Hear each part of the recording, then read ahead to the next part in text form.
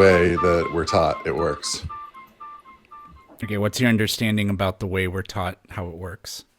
We're taught essentially the Mendel-Morgan model of neo-Darwinism, right?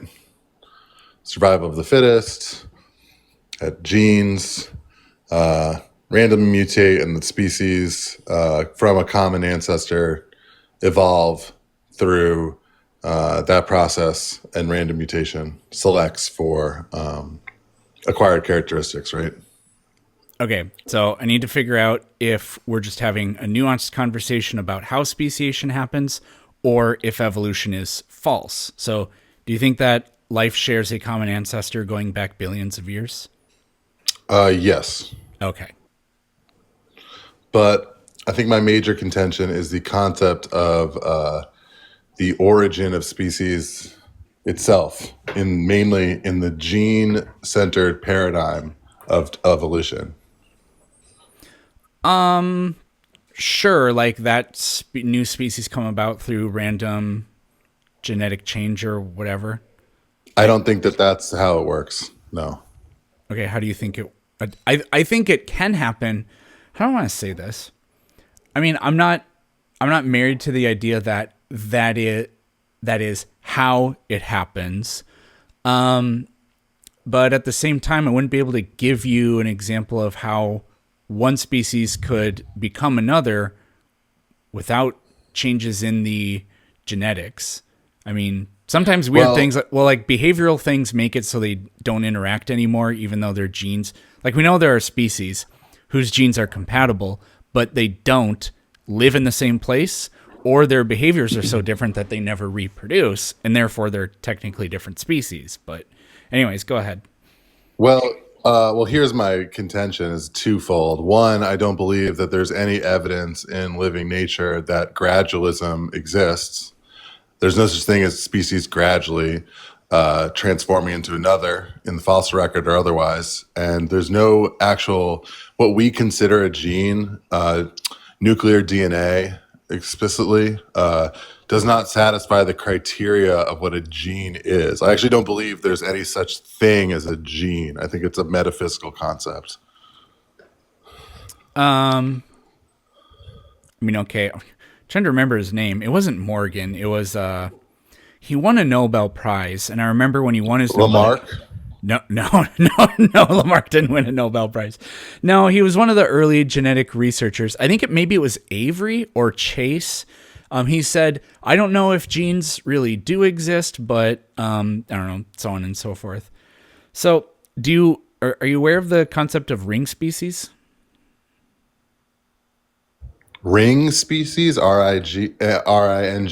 Yeah. No, what is that?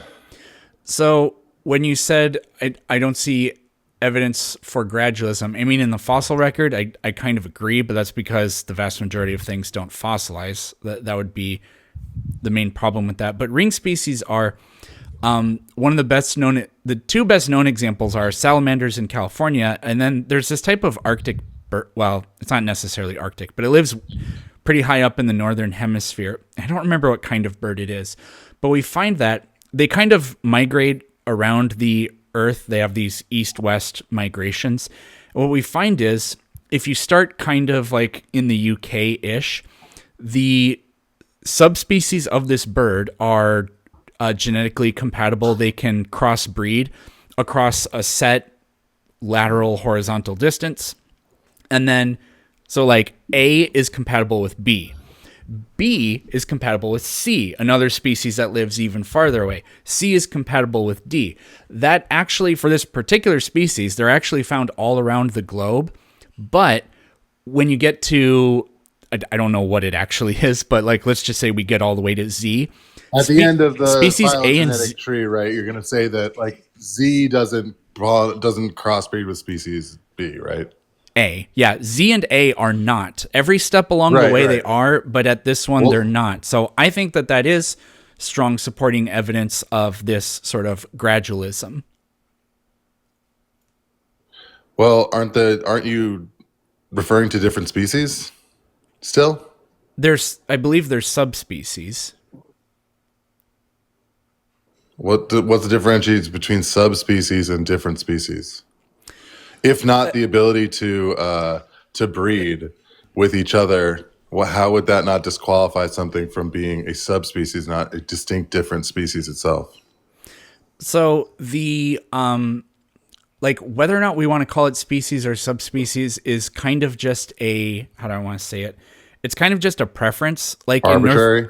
a little bit like in Right. America, there are hundreds of species of pigeon, but they're all they're all able to crossbreed. So we could call them subspecies Well, it's or similar to like completely different dogs and species. wolves, right? You can Yeah. make an argument that dogs are the same species as wolf, but like Yeah. I'm making them. I don't know if you've understood my claim necessarily, though. Is that what you would consider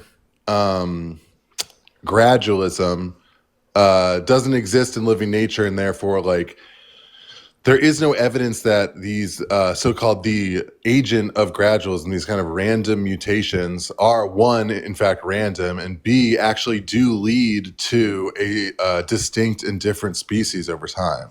I think species emerge based on the conditions of life that they generate from, essentially. I think of a similar process with like DNA. When I say DNA or genes are a metaphysical concept, I'm merely saying, and I think this is actually pretty broadly recognized, is that there is no substance, unit of heredity, that even DNA does not constitute a single unit of heredity that can be descriptive of all of the intricacies and characteristics of the species, but rather it's a part or a slice of a broader concept that is heredity, and that which actually generates the acquired characteristics necessary for speciation. Does that make sense? Yeah, I mean, I don't really think I disagree with that. I mean, we do know that there are traits, though, that have a one-to-one correspondence with a particular gene. Like there is a gene and only a gene that controls for, I mean, like for the pea plants, that's pretty simple. Like the color of the flowers or whether the pods were smooth or wrinkled. Those were not polygenic traits. They were single gene traits. So Well, I I mean, agree if you're for talking about Mendel's little Punnett squares, then haven't those been disproven as mere correlation and not necessarily discrete causation? Isn't that broadly understood? I don't know what you mean by that. Mendel's little Punnett squares that we're talking about in biology, like those aren't those. That's not a scientific. That doesn't constitute like actual science. That is a. Those are conveniences that aren't descriptive for the cause of those changes. No, they don't describe the DNA in there at all, but what they do is all I'm talking about is that How does all right? So how does DNA constitute a gene? Just how does it do that? Because it encodes for proteins that sometimes align directly with some things. I would say that's a pretty bad categorization. I don't know what you mean by that. There are If traits it that only aligns sometimes discreetly, then isn't it not isn't it not appropriate to consider that a unit of heredity or a gene?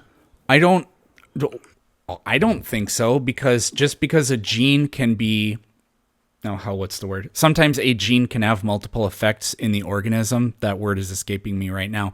And most traits are polygenic. I don't think that means that. What does that mean? Polygenic. It just means that you don't understand the underlying cause, right? No, we do That understand it can be the attributed cause. to various segments of DNA. Yes, What is the cause? polygenic. What generates the DNA in the beginning? In the beginning of what? Yeah, but don't you see how you're diffusing the discrete behaviors across different sections of the so-called gene? I have no idea what's going on at this point. Human height, we've done studies on things I like don't this. think you fully understood You this need to. You argument. really need to stop interrupting me. Human height, for example, has been extensively studied, and we know that there isn't a gene for human height. We know that the most significant gene. There are over 200 genes that contribute to human height, And the one that has the greatest statistical significance only accounts for like a fraction of an inch in height between people. But the idea that it's not caused by DNA being expressed in cells causing the organism to develop is completely false. We know for a fact that's what guides human development and shapes height.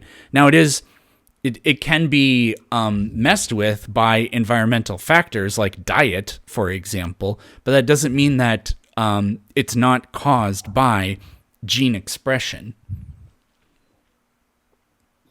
Well, how do you know that the very same metabolism that affects the gene expression at the level past which it is already codified in the amino acids of DNA itself has not already been altered through some sort of metabolic process in the pre-genesis of the DNA structure? None of that was trackable. That what Literally you none of that was consider trackable. DNA is a slice. Okay, well, what wasn't trackable? I'll explain it. Absolutely none of that You're was admitting trackable. that there are environmental factors, right, that alter the so-called DNA sequence that changes its expression. That's not what I said. That is true, but that's not what I said. What I said was it can affect the right? You gotta stop doing that. What I said was it can modify the expression of those genes. Like a bullet in the head stops the expression of genes as well. Therefore, genes don't exist. It's actually all just bullets? No. No, I'm saying that what creates the gene? Is the gene an eternal, immutable substance? Buddy, I don't want to have a meta conversation about from whence cometh biology. That's completely unproductive. For some people doing some things, maybe it is. But if we're just trying to figure out what is or is not closest to a true description of nature itself, metaphysics is not true descriptions of nature. It just isn't. These are like whatever you want to call them, second order knowledge questions about from whence cometh blah blah blah. Why would the genesis of DNA be a second order? Because you're trying to say the way you said it was so woo and abstract that it's like your question could have been interpreted as saying what is the your question could have been interpreted as, oh, but we don't have an accounting for abiogenesis. Or it could have been, but we don't have an accounting for where the DNA molecule itself came from. Or it could have been a question on, oh, we don't have an account for what actually causes the emerging characteristics from genes. Like, you're saying words, but you're not saying engaging anything. in reductionism. You're engaging in In the spirit of science, in the spirit of the scientific biology, method, right? yes, that's what I'm doing because that's what's useful. Yeah. So you think science is reducing it to its smallest element and then expressing it from there. I'm saying that very paradigm lends itself to a kind of pure substance of heredity that is a metaphysical concept that doesn't adequately describe nature. Okay, what does it fail to do? It fails to describe concretely the process in which characteristics are acquired. Where's the failure? Organisms inherit DNA. DNA is the hereditary molecule. I don't see the failure anywhere in here.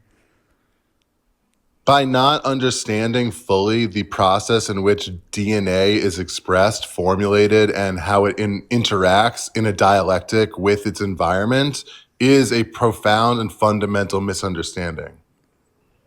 What is being misunderstood? We actually know so many things about human characteristics and what genes correspond to those characteristics.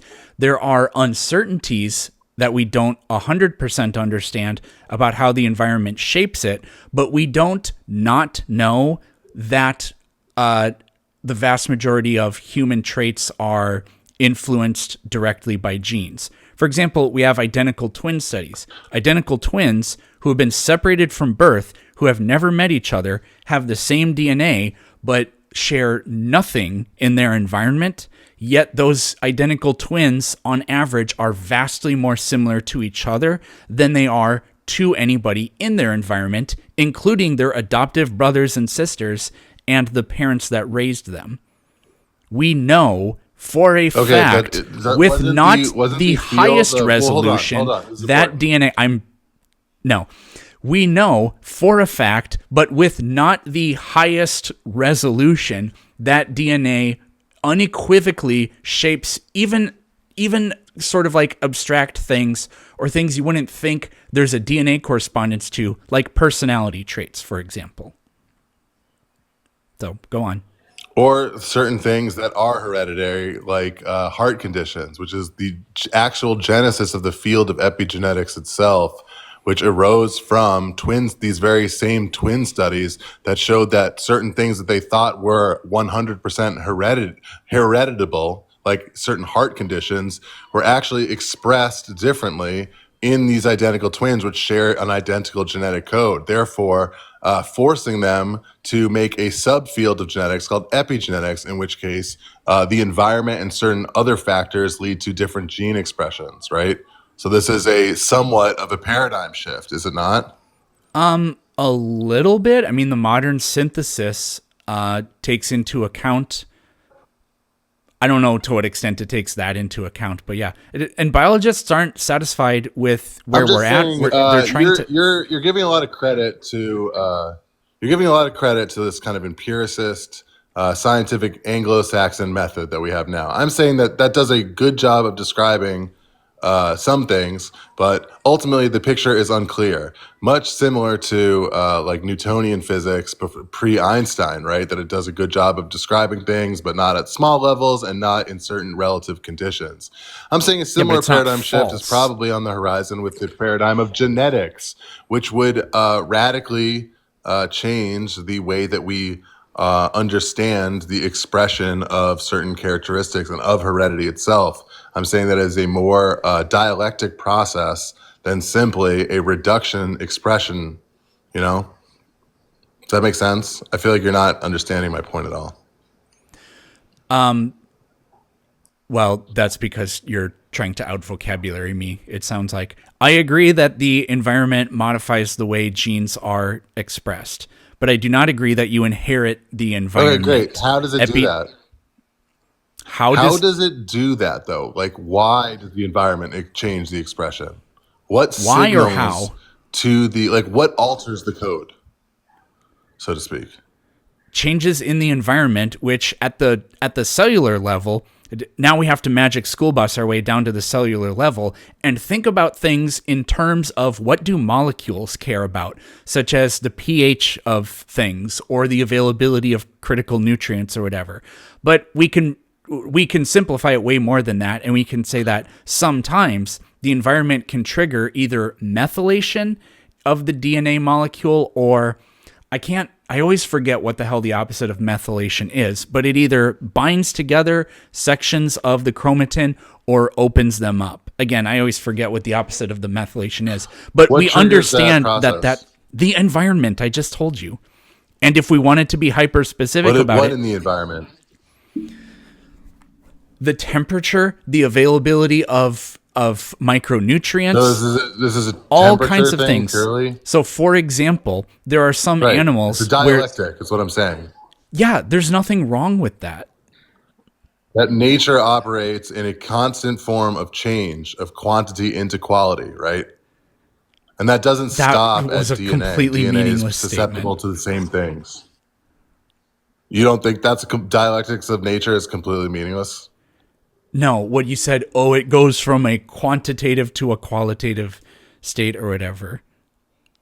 That is literally the process in which nature is undergoing all the time, constantly, is it not? Isn't that just what chemistry is? Measuring that change of quantity to quantity? That doesn't mean anything. A chemical reaction happens. Therefore, quantity is turning into quality. It means that then what does it mean? Tell me, what is the quantitative thing? What is the qualitative thing? The quantitative thing is the very things you talked about in terms of temperature, in terms of available resources. The qualitative thing is the organism itself taking on a different qualitative form. Sure.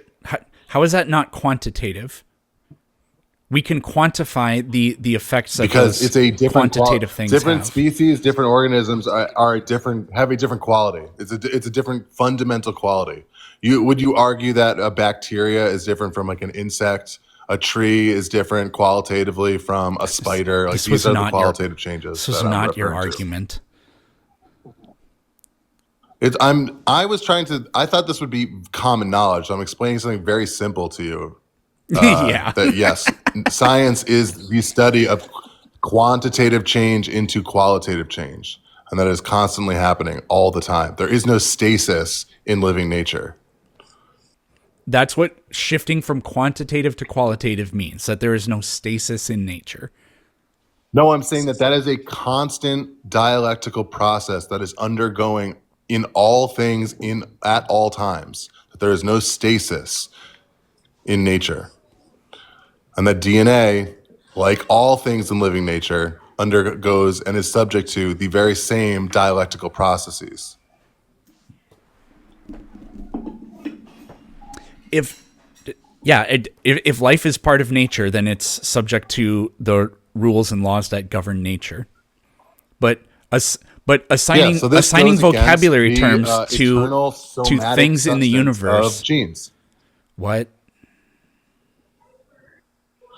I'm saying that very understanding, that very basic understanding of physical nature, of nature in reality, the dialectics of nature, is ideologically inconsistent with the idea of genes as DNA. DNA as an eternal substance. This is a static thing Again, that is eternal immutable substance. and that is discrete in their terms of. Now you're just saying weird shit. DNA is an eternal substance. Nobody claims that, nor does that have anything to do with, do mutations in DNA cause differences in phenotypes of organisms?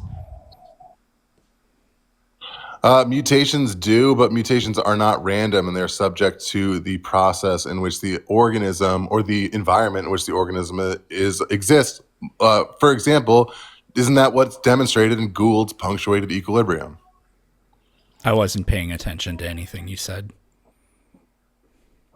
Isn't the non-random mutations of genetics, of genes, of DNA, isn't that firmly established in Gould's punctuated equilibrium? No.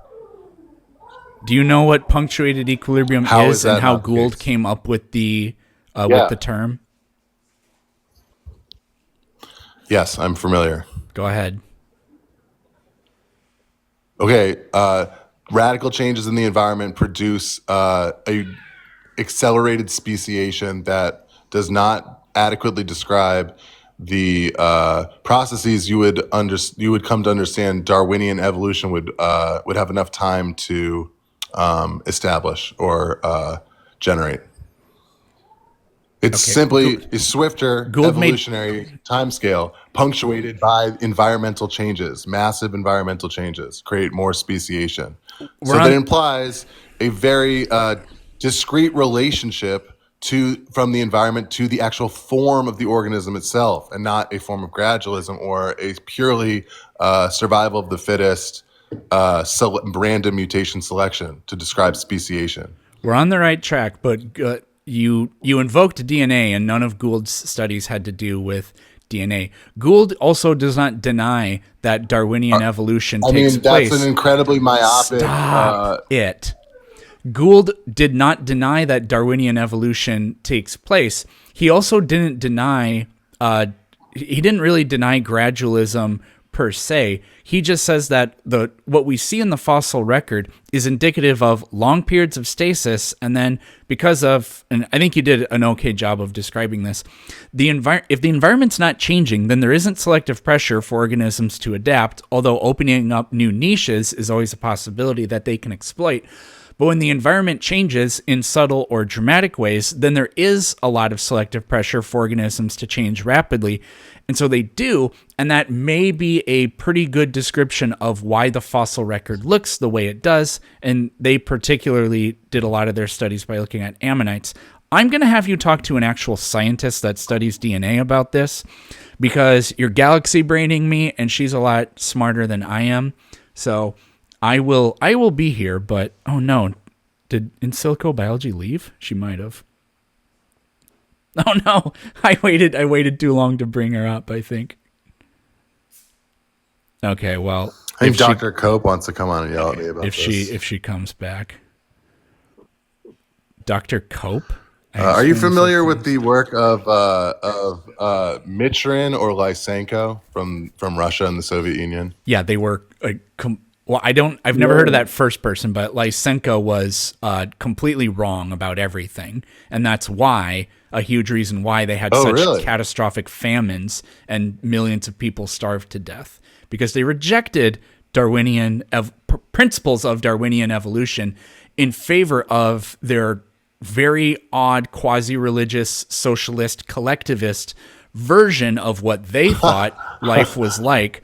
And what they did was they crammed lots of different crops together, and they said, ooh, they're going to absorb each other's characteristics because collectivism, socialism, and communism is true. Everything else is bad, especially ideas that came from Westerners like evolution. And guess what? Millions of people died because that didn't work. Okay, well, that is not true.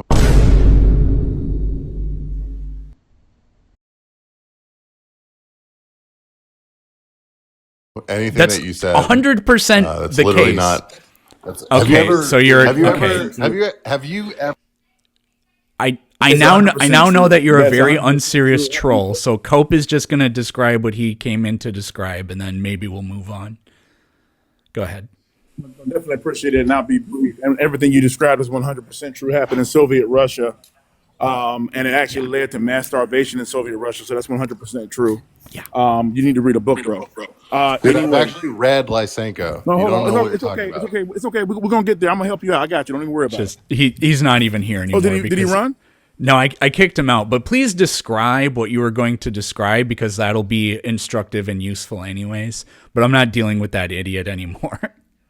Well, he seemed pretty smart, but he was just wrong. Man, I wanted to chat with him, man. Oh, please bring him up. I will describe it, but please, man. Oh my God, it was so good. Please, he's so stupid. It's so great. Okay, we'll see. What I was gonna say was, okay, fair enough. What I was gonna say was, when he said so many wrong things. Obviously, genes exist. We know that genes exist. That's what Gregor Mendel's experiments were about, and that's how he came up with the 3 laws of Mendelian genetics, right? Independent assortment, dominance, and law of inheritance. And so we use that to predict Mendelian diseases like sickle cell disease, for example. If you have 2 disease alleles in trans, meaning that you have one on your mom's allele, one on your dad's allele, there's a 100% chance that virtually 100% chance you will have sickle cell disease. There's no debate about that, right?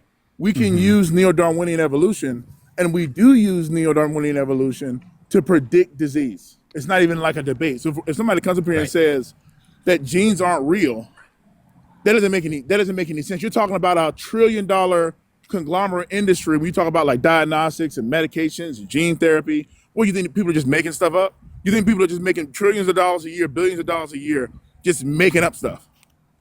I mean, that's. Oh, I'm glad you brought him back. Oh, I'm so good. Oh, this is gonna be. I'm not saying DNA doesn't exist. I'm not denying microbiology. I'm simply saying that nothing constitutes a unit of heredity. You told this man just now, 5 minutes ago, on this call, that genes did not exist. They existed in a state of flux, or whatever bullshit you said. That's what I'm saying. Nature, living nature, exists in a constant state of change. There's no such thing as natural stasis. No. Great. I got you. Let me ask you a question. Can you delineate right now, without Googling it, the difference between classical Darwinian evolution and neo-Darwinian evolution right now, without Googling it, please? Right now? Doesn't neo-Darwinian evolution emerge from the germ soma articulation? Can you just, are you asking me or telling me? I'm not sure. I was assuming under the assumption that it was when they delineated between the germ and the soma. What is it? What do you think that means? That the somatic substance is the immutable substance of heredity itself, and the germ is He's trying to the do word fertile salad. What? soil in No. which Okay. that It's okay. substance It's okay. arises from. No, Right? somatic cells He's are gonna- the he's gonna- cells of he's your gonna what he's talking body. about. Germ cells are sperm and egg cells, Right. or pollen I'm and egg referring cells. to the. That's right. Thank you. Yeah, dude, I'm referring 100% to the correct. paradigm. Excuse me, sir. No, Excuse you're me. just That's trying to 100% sound correct. You're 100% correct. photosynthesis. Right. What do you mean You're trying to sound photosynthesis? What does that smart. mean? Like It's a literally, paradigm when thing. Charles You Darwin wouldn't get came it. up with his theory of evolution, when he came up with his theory of evolution, they didn't even know that genes existed. Charles Darwin studied. They didn't know under DNA Lamarckian- existed. Yeah. Excuse me, there's a lag. You got to stop cutting me off. Lamarckian's theory of evolution, Lamarck's theory of evolution was taught to Charles Darwin, and he went to the Galapagos Islands and he actually discovered his version of evolution, which ended up being correct. And we know that it's correct because when Gregor Mendel came up with the idea of a transmutable element that could transfer phenotypes in his experiments with pea plants, he showed that genes actually control phenotype, which is how we now have neo-Darwinian evolution. If Yeah, you but don't Mendel what you're didn't know talking what about, you can just DNA say that, was dog. either. You don't have to come in here and just bullshit. If you don't know what you're talking about, you can just be quiet. You don't Mendel have didn't to- know what DNA was because it was. Nor is that relevant. Like, F it's equals okay, bro. ma is true. It was true when Newton wrote Principia. It's still true today, even though Newton didn't know about general relativity. You guys are getting very hung up on the idea that I am somehow rejecting microbiology. I'm merely saying that nothing constitutes a single unit Hold of on. I heredity. don't have a lot of time. I got one more question for you. I don't have a lot of time. So let me ask you this. Can you explain to me how retroviruses work? So explain to No, me I can't. how- I'm not a biologist. Oh, okay, great. I am. Let me ask you a question.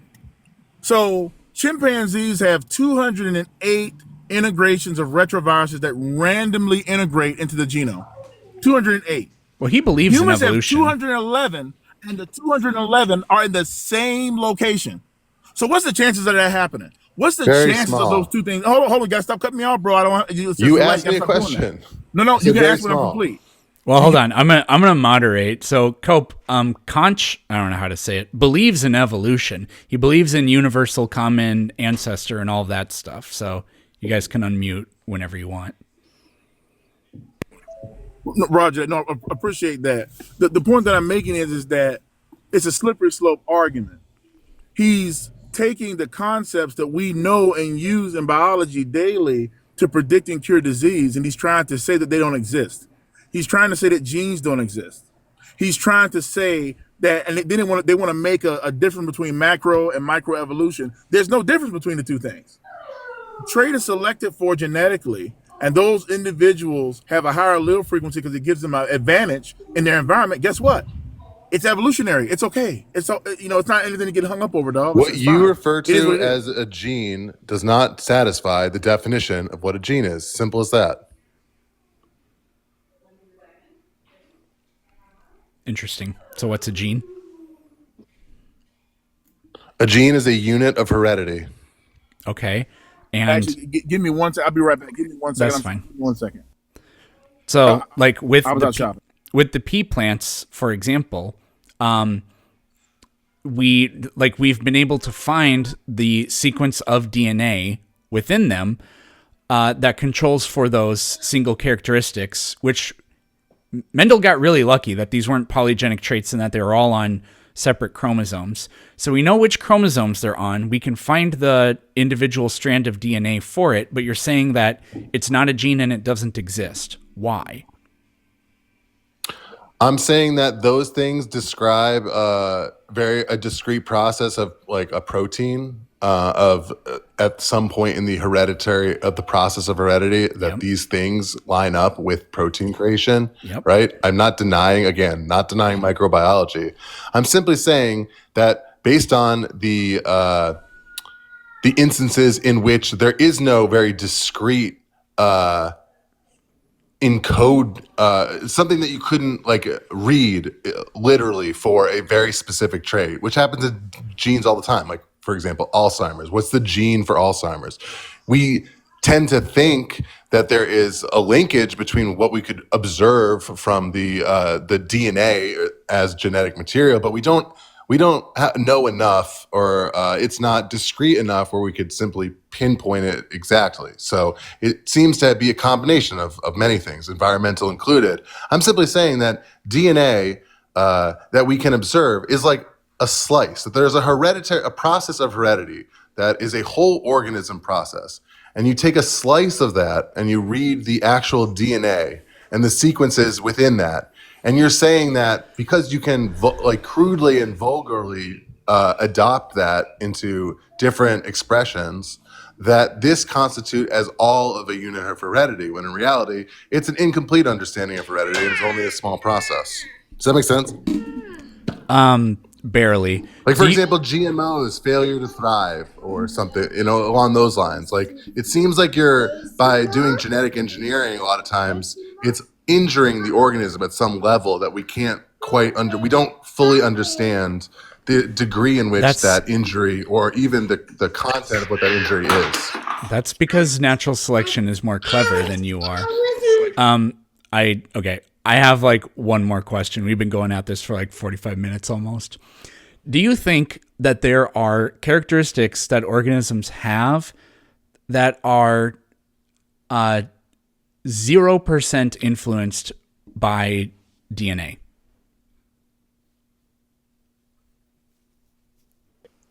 I think DNA emerges from its own requirements within like life itself. So yeah, you could relate everything to a protein expression because that's how organisms take form, but it doesn't mean that is the genesis of that. It's the root is not the DNA. The root is actually something before the DNA was encoded. So if somebody shoots me, is it more accurate to say that the bullet killed me, the person killed me, or the invention of gunpowder killed me? Or are we just talking about nothingness nonsense at that point?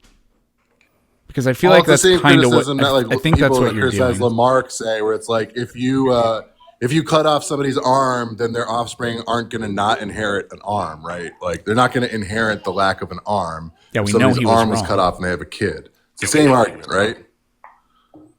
I don't think I was making that argument at all, but I agree that Lamarckism is not true. But it's the same thing. It's like, the obviously the person that shot you, I guess, would be the thing. It's not, so what's your point?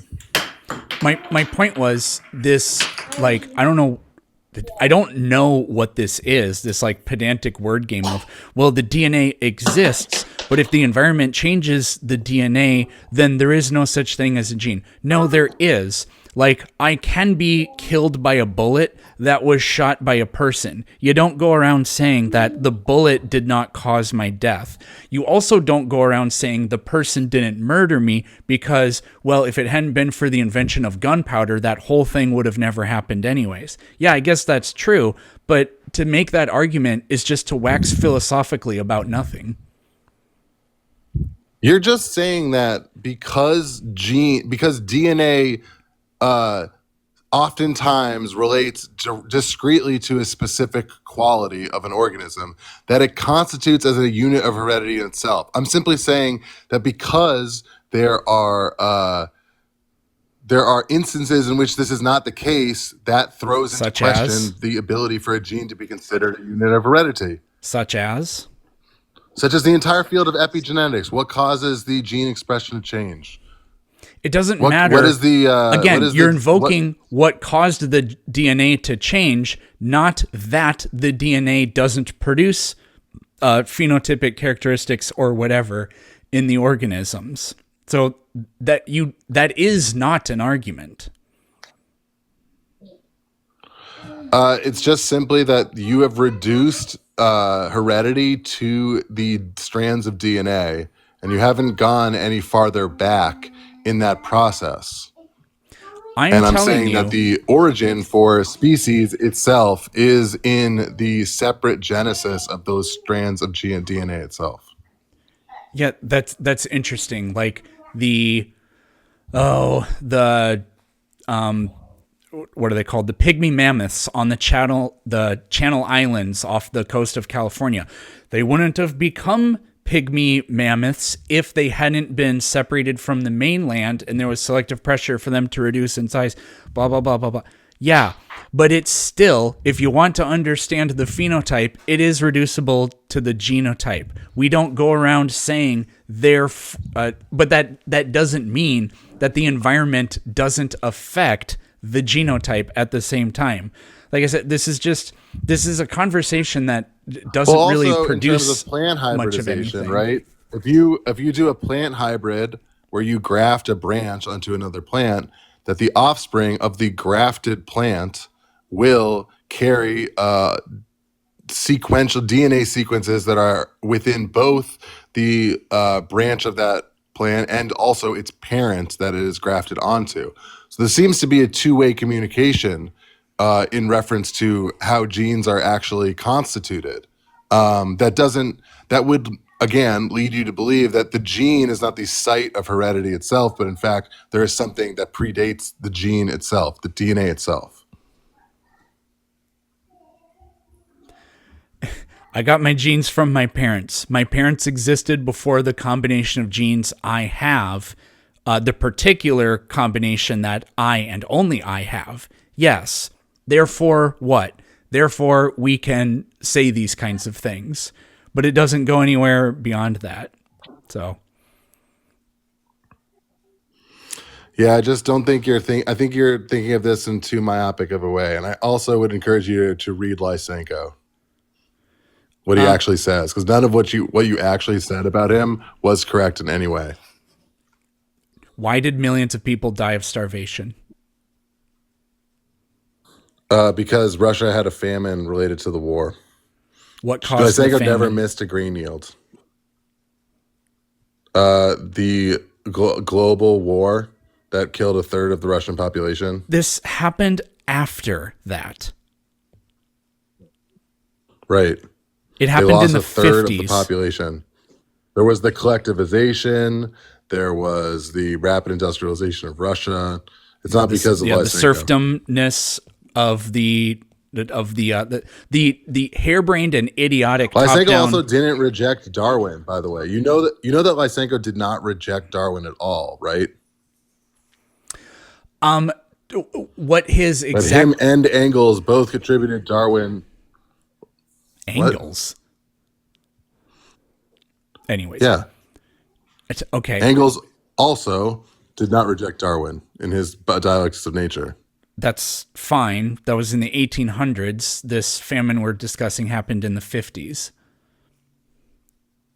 Like Yeah, I already explained literally to you the cause of the famine. biologists that espoused Darwinian evolution were assassinated by the USSR. That's anecdotal because in the USSR at that time, a lot of the intelligentsia were remnants of the aristocratic class by the czars that were required because when the 1917 Bolshevik Revolution succeeded, that they actually needed people that had institutional awareness of like the sciences. But as the USSR progressed, they wanted to rid themselves of the bourgeois mentality in the institutions themselves. So it's not because they were so-called Darwinist, it's mostly because they had connections with the aristocratic bourgeoisie. I can believe that also is a contributing factor. So, anyways, I would say it is the contributing factor. It's what they say. Sure. Anything else? So I don't know. I don't know what to tell you. Okay, me neither. No, that's it.